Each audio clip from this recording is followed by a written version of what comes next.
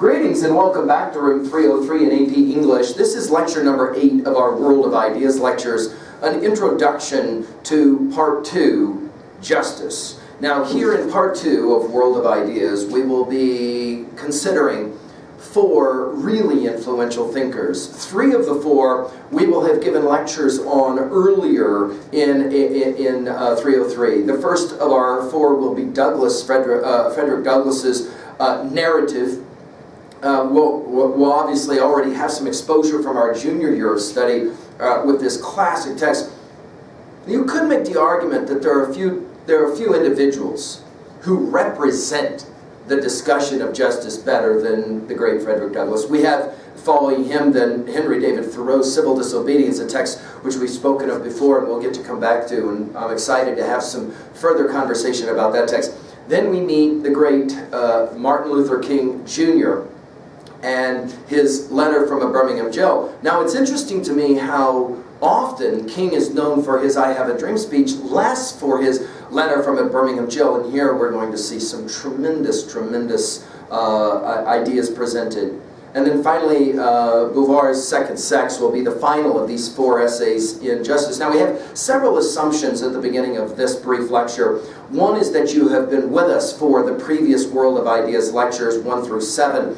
On government especially. So if you haven't done that, go back to learnstrong.net and take a look at those lectures, because we will draw, even in this lecture, we will draw on some of those comments from prior lectures, because while Jacobus in World of Ideas is putting these discussions under certain kinds of headings like government and now justice, obviously these titles can go in a number of directions. For example, Thoreau's Civil Disobedience could easily be read in a study of government. Yes, no question. And so we'll be making those references. The other assumption is that you have spent some time with us, especially with our conversations regarding Plato's Republic, especially Republic 1. If you're unfamiliar with, for example, the Thrasymach in question, I mean, we're going to reference it here in a bit, then it makes sense to go back and review those comments in the AP folder at learnstrong.net.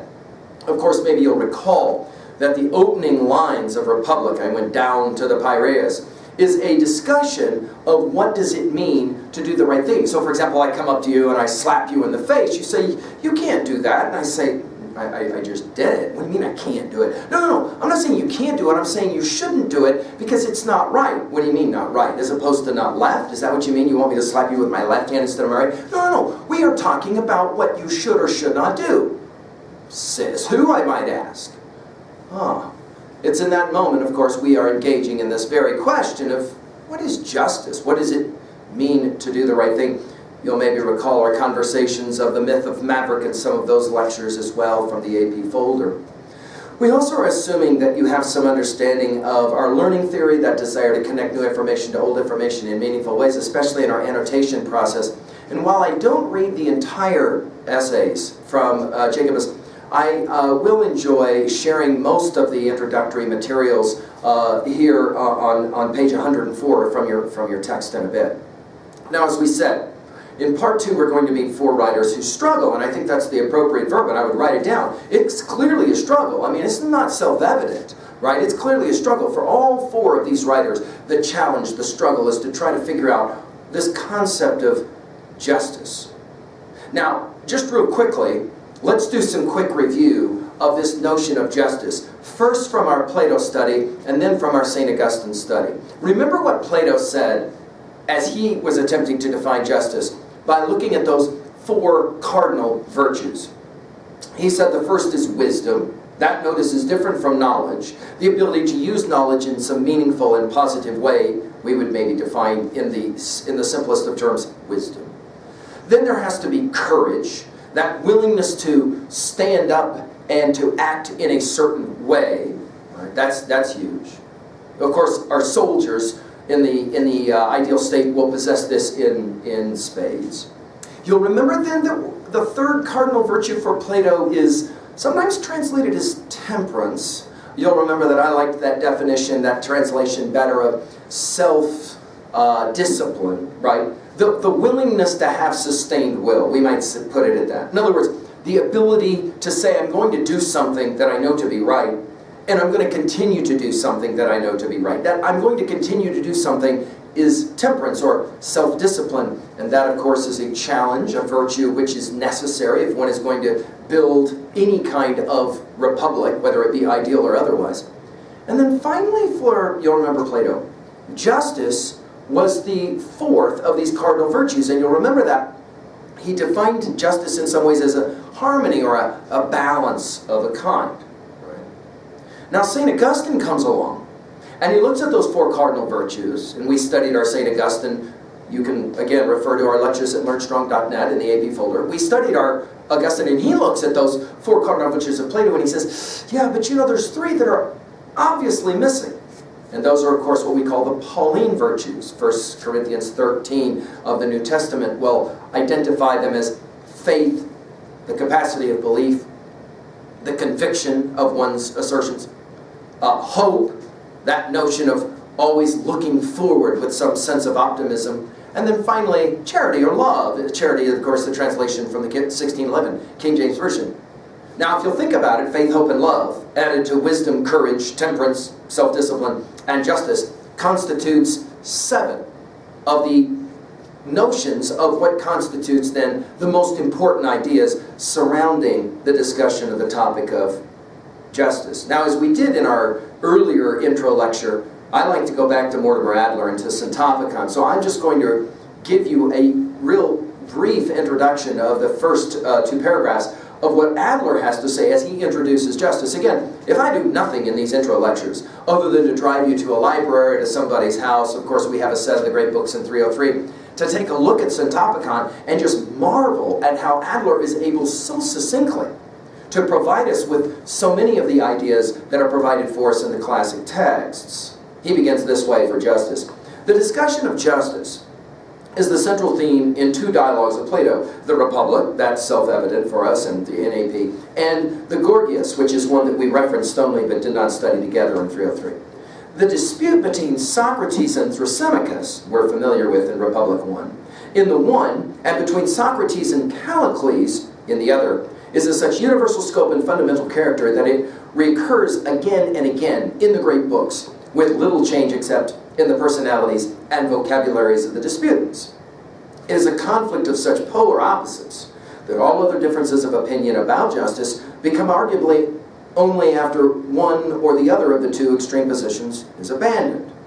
It is the conflict between the exponents of might, the Thrasymachus position, right, and the exponents of right, between those who think that might makes right and that justice is expediency, and those who think that power can be wrongly as well as rightly exercised, and that justice, the measure of men and states, cannot be measured by utility. Now, this is again Adler's attempt to introduce the concept. Let's turn now to Jacobus, and let's just enjoy Jacobus's prose. Obviously, he's writing a book on how to write. I mean, that's the whole reason we're doing all this reading, is so that we can become better writers ourselves, better thinkers, and obviously writers. Let's pay attention now to the work, and as you annotate, number your paragraphs here, and let's at least derive one major idea from each of these. I'm just reading with you now. Ideas of justice have revolved historically around several closely related concepts: moral justice, equity of treatment, reciprocity of action. Justice is an element of interpersonal relationships, but philosophers usually link it to the individual's relationship to the state, the collective. In the Western tradition, the Greek philosopher Plato, again your dates, 428 to 347 BCE, was the first to frame the concept of justice in terms of the health of the state, as we have said in our lectures on Plato. In Plato's work, The Republic, he defined justice both as an overreaching ideal, right? That is to say, an overarching notion or ideal, right? And as a practical necessity for the functioning of a harmonious state. We mentioned justice as harmony. In his view, justice was served when each stratum of society, philosopher, rulers, soldiers, artisans, workers, operated within its own sphere of action and did not interfere with the others. In other words, as we said, those 3 cardinal virtues of wisdom, courage, and temperance, belonging to the 3 cardinal groups or classes of an ideal state, the The philosopher kings, the soldiers, the workers, the artisans, will possess those three cardinal virtues when all of that is working together in unison. That we call harmony, that we call justice. Now to continue.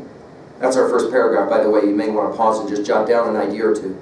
Notice, Jacobus will begin with Plato, but Plato is not included in this part regarding justice. Okay? We will get our Plato, but we're going to see it later in a different section, a different part. Like Plato, the Greek philosopher Aristotle, of course the student of Plato, and there your dates are, 384 to 322 BC, viewed the general concept of justice as an important eternal quality that the individual should strive to uphold. He defined general justice as the overarching goal of moral righteousness that ensures a good society, legislative justice as the duty of the individual to comply with the laws of the society, civic virtue, and particular justice as the duty of the judge to redress inequalities in personal transactions. I would pause, I would go back over that line again as I was annotating, and I would jot down Aristotle's view regarding justice one more time.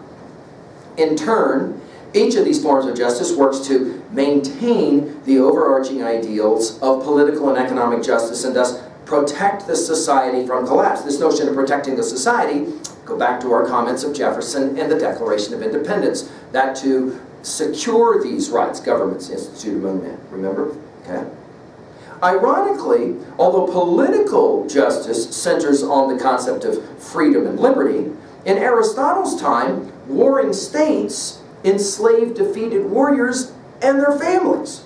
Aristotle justified this practice by asserting that basic inequalities between people rendered some people natural slaves. Now this notion, of course, we're going to become obviously very, very familiar with in our study of American thought as well. No question. Jefferson is an enlightened thinker and writes, we hold these truths to be self-evident, that all men are created equal and endowed by their Creator with certain inalienable rights, life, liberty, pursuit of happiness, obviously among them, and he himself owned slaves.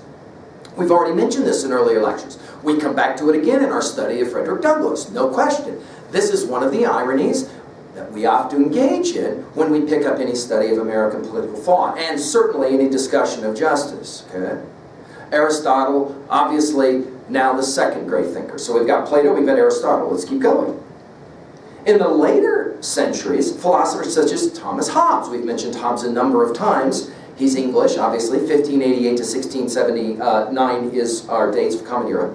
Drew on Aristotle's theories of natural justice, the justice found in a state of nature, where the strong always impose their will on the weak. However, and we mentioned this in our study of Rousseau already, however, Hobbes found that because people actually live in communities with a political structure that leads them to suffer or commit injustices, the concept of justice becomes essentially moral.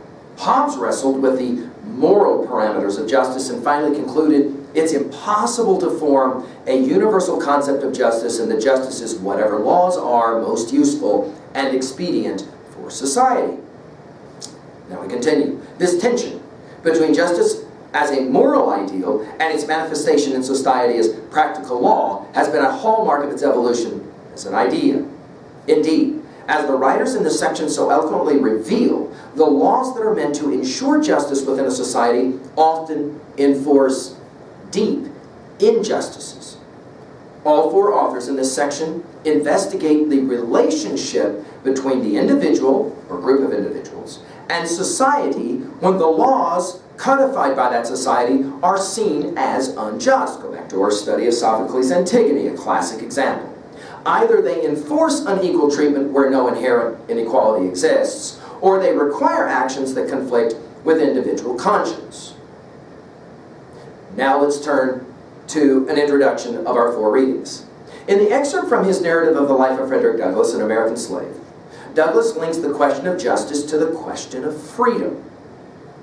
According to federal and state laws in the early 19th century that protected slavery in the South, Douglass was doomed to remain a slave until his dying day, unless his owner freed him or allowed him to purchase his freedom. In recording the circumstances of his life under a government that enforced slave laws in both the North and the South, at the same time as it advocated independence, the Declaration of Independence, Jefferson illustrates how deeply the injustice of slavery could damage the individual slave and slaveholder. And writers like Cornel West and others have argued damage the psyche of a nation called the United States of America. No question, this is one of the reasons why we have to read Frederick Douglass and take him seriously. Now, to move on to the next reading. The question of how the individual should react in the face of unjust laws is taken up by Henry David Thoreau. He refused to pay taxes that would be used in a war against Mexico that he felt was dishonorable, realized that he would have to pay a penalty for his views, and was willing to do so. Thoreau makes a special plea to conscience as a way of dealing with injustice by requiring the individual to place conscience first and law second, a discussion that we had already in our study of Sophocles' Antigone, as well as, of course, we made some comments about this as well when we pick up our study of Darwin, especially Descent of Man. He mentions this word conscience quite regularly, and it is something that, along with our study of Pinocchio and our little green cricket, we pick up regularly when we're talking about the study of justice. There seems to be a small, still voice that says, I shouldn't do certain actions to another person because I wouldn't want those actions done to me. You'll remember Kant's categorical imperative is rooted in that notion as well. Like Thoreau, on to our reading, like Thoreau, Martin Luther King Jr. was also imprisoned for breaking law his conscience deemed unjust. In his struggle against the Jim Crow laws enforcing segregation in the South, King acted on his belief that the individual can and should fight laws that treat members of society unjustly. This is, of course, what we call in our American history the quest for civil rights. King's letter from Birmingham jail provides a masterful, I would underline that word if I were writing in annotating internally, but for sure I would write it down externally, masterful and moving definition of what makes laws just or unjust. We're going to follow that line of argument. Furthermore, King develops the concept of non-violent demonstration as a method by which the individual can protest unjust laws. It will, of course, be one of those pivotal moments, as scholars have pointed out, in the universality, the ubiquity of great ideas. It's one of the reasons why we are studying the Jacobus text itself. That we would have Henry David Thoreau, who would sit in a hut outside a little pond called Walden, and would write about nonviolence as a means of achieving political ends. On the other side of the globe, Gandhi will pick up these notions and will help to liberate literally millions of people on first the continent of Africa and then in India itself. And then a few years later, those same ideas would come back, vis-a-vis Thoreau to Gandhi, to Martin Luther King Jr., as he would begin his debate with someone like Malcolm X as to the validity of the idea of nonviolent resistance. It is a compelling notion that history has this circular, and the ideas of history have this circular kind of power. We'll finish now with Simone de Beauvoir's selection. The tone of Simone de Beauvoir's selection reflects less of the state of crisis that we perceive in Thoreau or King, and is less personal than Douglass's piece. But as Douglass clarifies the condition of the African-American slave, Beauvoir clarifies the historical opposition of women. Here we will pick up with conversations that we've had in 303 from Chaucer's Wife of Bath, the attack, of course, on the patriarchy of Chaucer, to the Yellow Wallpaper, Gilgan's famous text, Chopin's classic Story of an Hour. And here we're going to come back to some ideas again. Why has it been the case that so regularly women were treated unjustly by men? This will be an important question in our study of this one. Instead, to finish now this, Beauvoir clarifies the historical oppression of women. Her voice, like Douglass's, is imbued with reason and calmness. I would write that down for both Douglass and Beauvoir. Her purpose is to convince others that the condition of women has changed little since the French Revolution, which, like the American Revolution, promised justice to all. Now to finish this introductory. The writers in this section do not necessarily seek to define justice. I would pay attention to that line. Instead, each author illustrates injustice within society and extends the right of any individual, male or female, black or white, to demand just laws and even to break the law when it contradicts the individual's moral conscience. The depth of commitment these writers have to the idea of justice and the rhetorical force of their arguments compel us to respond by evaluating the laws and attitudes that shape our lives. That is to say, as we've said many times in AP and in 303, we are the stories we tell and retell. We are the stories we accept, but we're also the stories that we reject. Again, we'll pick up now 4 more essays as we are, I hope, learning through that connecting of new information to old information in meaningful ways. And even though 3 of the 4 writers that we'll be reading, we have already been introduced to, we will come back and look anew at some of the things they have to say. And I hope we will grow in our understanding of this question of what does it mean to do the right thing? Thank you.